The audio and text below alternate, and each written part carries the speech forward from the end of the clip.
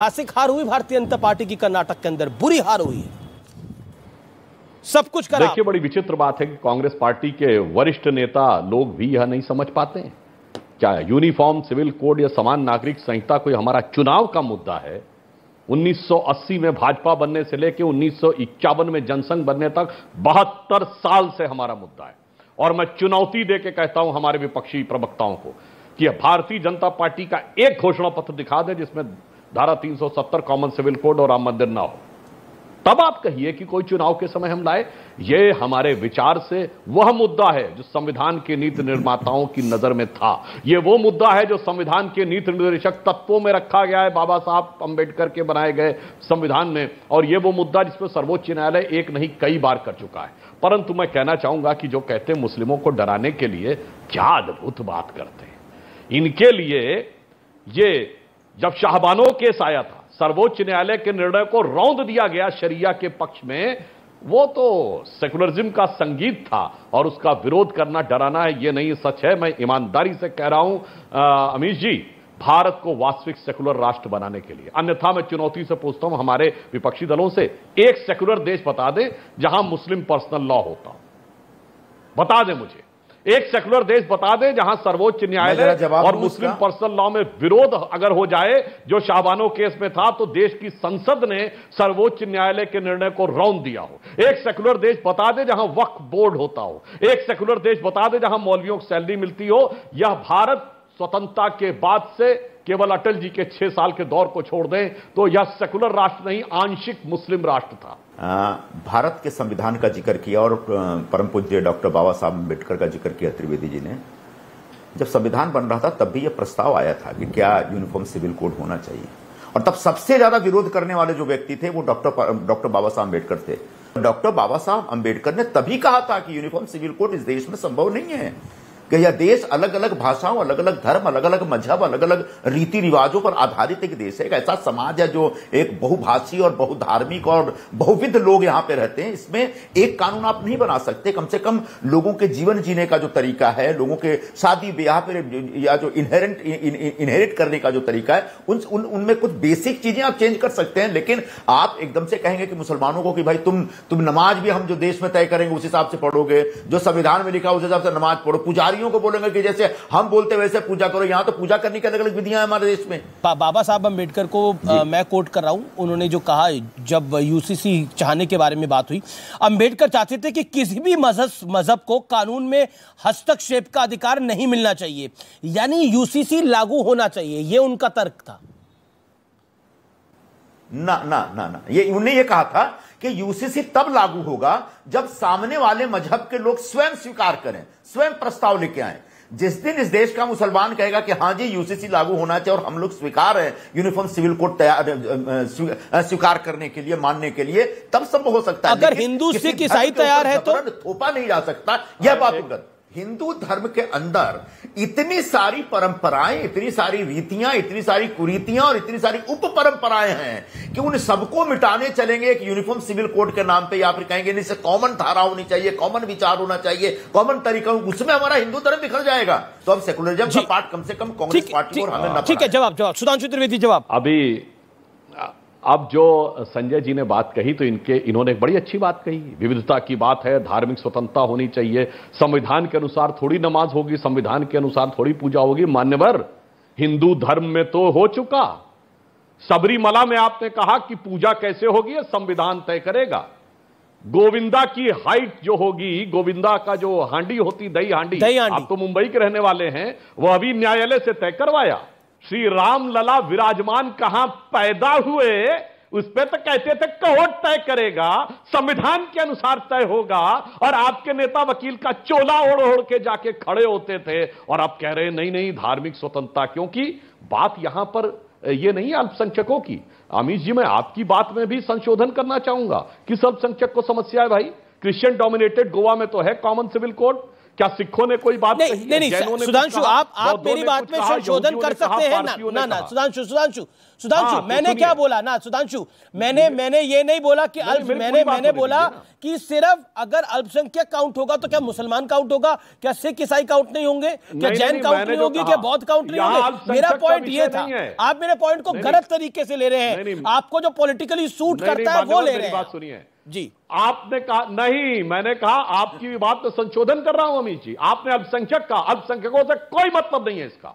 अल्पसंख्यकों में जो प्रचंड बहुसंख्यक है, जो 80% से अधिक अल्पसंख्यकों में, वो उनको समस्या है और उनके भी विशेषाधिकार को समस्या है। और अंत में अंबेडकर जी का यह कहना था कि यदि अल्पसंख्यक शब्द होगा तो सेकुलर नहीं हो सकता, क्योंकि सेकुलर देश में कोई अल्पसंख्यक, धार्मिक अल्पसंख्यक नहीं होता। और यदि अल्पसंख्यक होगा तो सेकुलर नहीं, सेकुलर होगा तो अल्पसंख्यक नहीं। परंतु नेहरू जी का बहुत आग्रह है कि अल्पसंख्यक होना चाहिए, इसलिए सेकुलर शब्द खारिज किया गया। आप कहां से सेकुलर है, कितने सेकुलर, ये पूरा देश, पूरी दुनिया जानती है। तो कृपया करके सेकुलरिज्म का जो बांसुरी बजा रहे हैं वो बांसुरी बजाना बंद करिए। अब आपको मुसलमानों को तंग करना है। रह गई बात कि कौन सा अल्पसंख्यक क्या स्वीकार कर रहा है। आपको मालूम है सिखिज्म में क्या क्या परंपराएं हैं? आपको मालूम है हर आदमी अपने देश में चाकू लेके सरेआम नहीं घूम सकता, लेकिन सिख धर्म के लोग घूमते हैं, क्योंकि हम उनके धार्मिक परंपराओं का सम्मान करना जानते हैं। और आप अगर इतने सेकुलर बनते हैं तो चलिए जरा सारे सिखों को बोलिए कि तुम लोग ये क्या नाम है, तलवार रखना बंद करो, चाकू रखना बंद करो। बोल सकते हैं आप, आप में हिम्मत नहीं है। लेकिन चूंकि आपको मुसलमानों को डांट करके हिंदुओं को पोलराइज करना, इसलिए बार बार सरिया सरिया सरिया सरिया लेकर के आते हैं। सुधांशु, क्या ये विपक्षी एकता का जवाब है? यूसीसी एक पॉलिटिकल सवाल है ये, और इसका साफ गोई से जवाब दीजिएगा, इधर उधर की बात मत करिएगा। क्या विपक्षी एकता से, क्योंकि बार बार विपक्ष कह रहा है, क्या विपक्षी एकता से हिल चुके हैं इसीलिए यूसीसी का दांव खेल सकते हैं? और नीतीश कुमार ने तो बुधवार को ऑफिशियल बाइट देके बोला है कि इस बार लोकसभा के चुनाव जल्दी हो जाएंगे। देखिए, मैं तो पुनः पहले ही बोल चुका, फिर भी किसी को न सुनाई पड़ा हो तो मैं बता दूं, मैं तो 1951 से बोला जी, और मैं चुनौती के साथ बोला, एक भाजपा का घोषणा पत्र दिखाइए इसमें यूसीसी ना हो, तब ये बचकाने आरोप लगाइए कि चुनाव के समय कर रहे हैं। और मेरी बात का जवाब नहीं आया। कोई सेकुलर देश दिखाइए साथ शरिया को संवैधानिक दर्जा पर। शरिया शरिया शरिया नहीं बोलते। संजय जी बताइए शरिया कहां है किस सेकुलर देश में? चुनौती तो पूछता हूं, कोई सेकुलर देश बताइए जहां धार्मिक अल्पसंख्यक होता है। और आपने कहा बाकी सबकी परंपरा। हाँ, तो मैं कहना चाहता हूं परंपरा की बात, शायद आपको नहीं पता हो। अब देखिए, आप बोल रहे थे सर, बीच में नहीं बोल रहा था। अब परंपराओं की तो मैं बात कह रहा हूं। हमने तो 4 परंपराएं गिना दी। परंपरा तो छोड़िए, आपने तो भगवान के जन्म का सबूत मांगा, आपकी सरकार ने मांगा और कहा मस्जिद तामील करवाएंगे। आपकी सरकार आपके नेताओं ने खड़े होकर कहा। और सुनिए, हमने सिद्ध किया, हम हर सीमा तक जाके हमने उस बात को सहा। अब एक मिनट, पूरी बात सर। 27 दिसंबर 1963 जवाहरलाल नेहरू जी प्रधानमंत्री थे और हजरत बल की मस्जिद में जो मोहम्मद साहब का मुकद्दस बाल रखा है, उसके बारे में अफवाह उड़ गई कि वह बाल चोरी हो गया। श्रीनगर से लेकर लखनऊ, दिल्ली, हैदराबाद तक दंगे हो गए। उसके बाद पुलिस ने कहा नहीं, बाल नहीं चोरी हुआ है, बाल वहीं पे बरामद है। उसके बाद कहा गया कि नहीं साहब, कैसे मान लिए वही मतलब है यार। सरकार ने कहा हम कार्बन डेटिंग करवा देंगे, तो मौलवियों की परिषद बुलाई गई और चार्टर्ड प्लेन से गए, कहा धार्मिक मामला है, इसमें कोई विज्ञान और सबूत नहीं चलेगा, जो धार्मिक नेता कहेंगे वही माना जाएगा।